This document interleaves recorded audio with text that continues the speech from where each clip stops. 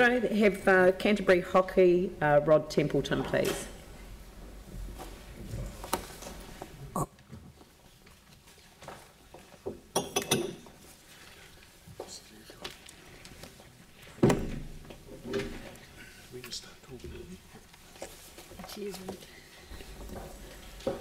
Good morning. Good morning. Thank you for allowing us to speak this morning. Unfortunately, Rod is not one of us sitting at the front table here today. He's away overseas. My name is Mark Beatson. I'm the chairman of Canterbury Hockey.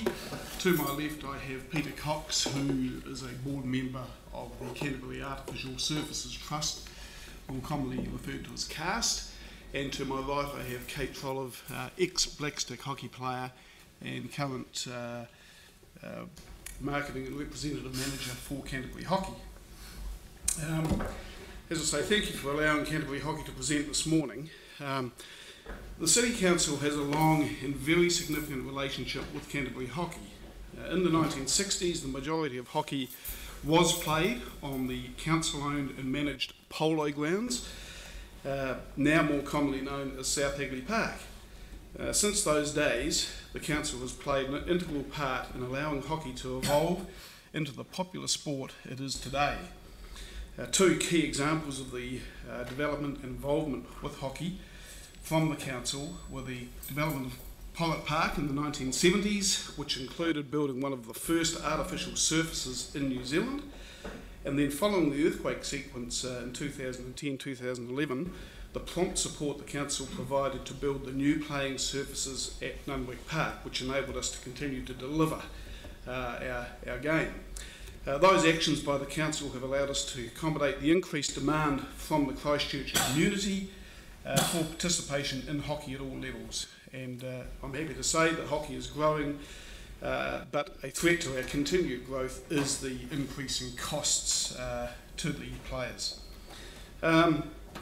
Canterbury Hockey is now very enthusiastic, in fact excited, I would dare to say, about being part of the new sports hub at Ngāpuna.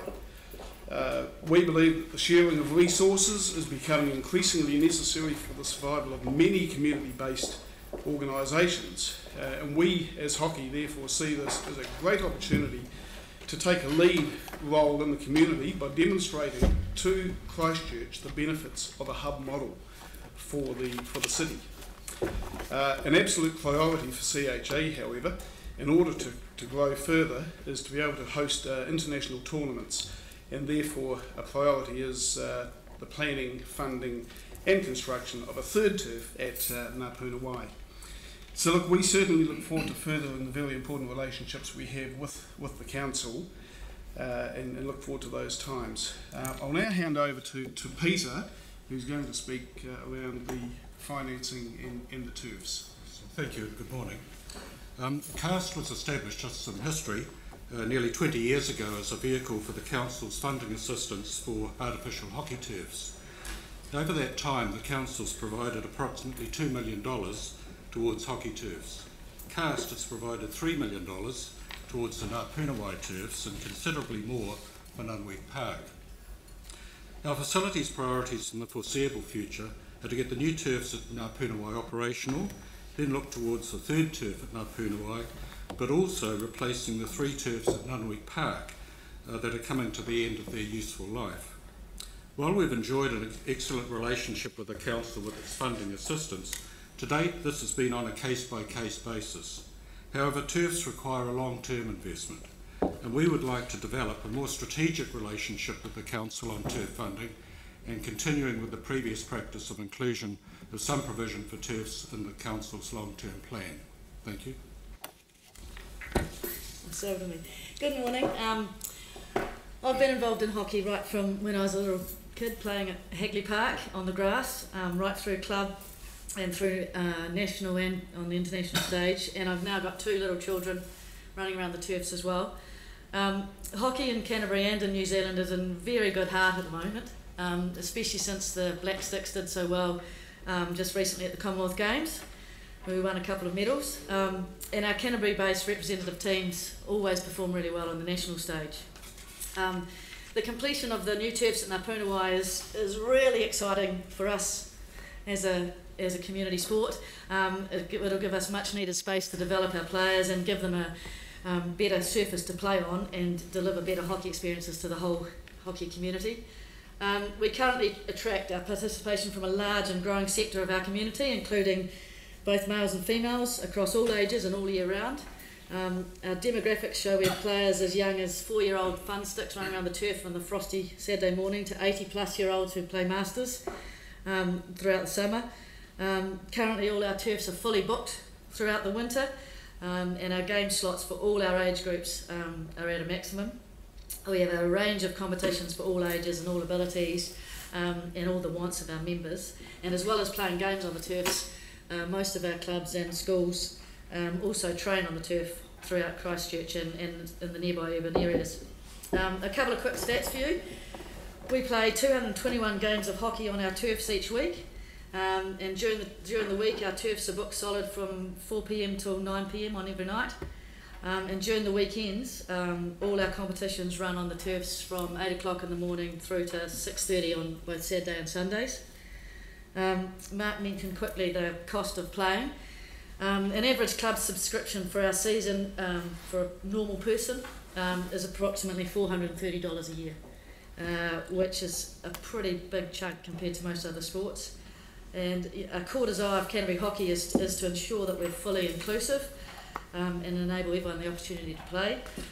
And the reality is that due to cost, this isn't always possible. The artificial turfs are both fantastic for our kids and our grown-ups to play on, and they're critical to develop hockey as a community sport going forward. Thanks. Very good. Got a question? Yep, thank you very much. Just to close off, yes, sure. Very quickly, just the messages there. Thank you very much for the support over the many decades to this point from the council. We can't emphasise that enough. We wish to confirm our desire to have a sustainable model going forward with council, that we can actually do our planning and make it a really robust, sustainable model. And as Kate alluded to, reducing playing costs to make it accessible for the total community is a key issue for hockey. It's a great sport. We want to have as many people involved as we can. We don't want cost to be an obstruction. So thank you very much. Thank you very much. Yanni.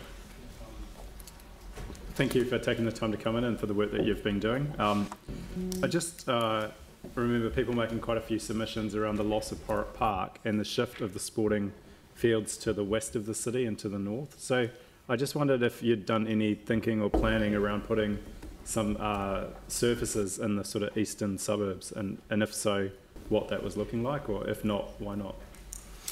The priority at this stage has been to, for the last post the earthquake, has been to ensure we can deliver the game, and that's where I think your part for helping with Nunwick.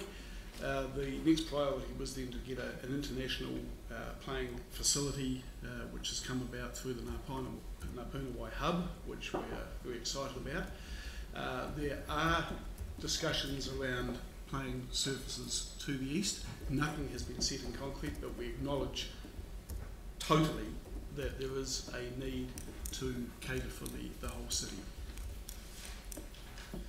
Very good. Phil? Thank you very much for your submission. So currently, in terms of the funding from council, you've had a fixed term sort of contract, and so are you really asking for that to be long term? And if so, what sort of period of time would you like that agreement for? Could I answer that? Yeah. Yes, a bit of both actually. We had a 10-year grant to help us develop Porritt Park. That ran out in about 5 years ago, and since then we've had 2 lump sums to help build the new turfs at Nunwick Park. And this is where we think it would be better to have a long-term relationship, so we can work out an annual figure or a structured payment program so we both know where we stand. Because we've got 3 turf replacements coming up. It's about $1.5 million in about the next 5 or 6 years that we're going to have to fund. Right. And so when you were establishing them, of course, you had that funding relationship with council on a longer term basis. Correct. But, yeah. Thank you. Okay, Jimmy. particular mention, you recommend would like to set up, build up the kind of formalized financial partnership with the council. But my understanding now, at the moment, it's not only for the hockey, but for the cricket and athletic field, etc. So you formalize this financial partnership, how to make that happen, to put into the practice. You are alone to kind of sign the MOU with the council for this financial the partnership, or based on your submission. And that's correct, but we're playing hockey in a lot more locations than just Ngāpunawai that we have the capital cost to manage. We've spent $3.5 million at Nunwi Park since the earthquakes, of which $1 million came from the council. We still have to replace those turfs and look for more capacity. We've made contributions to some other smaller turfs in town just to help create a bit more capacity. So it's not just an Ngāpunawai conversation, though that is an important part. Good. Look, thank you very much, and thank you for your submission and for what you do for hockey in Christchurch. Thank you very much. Thank you.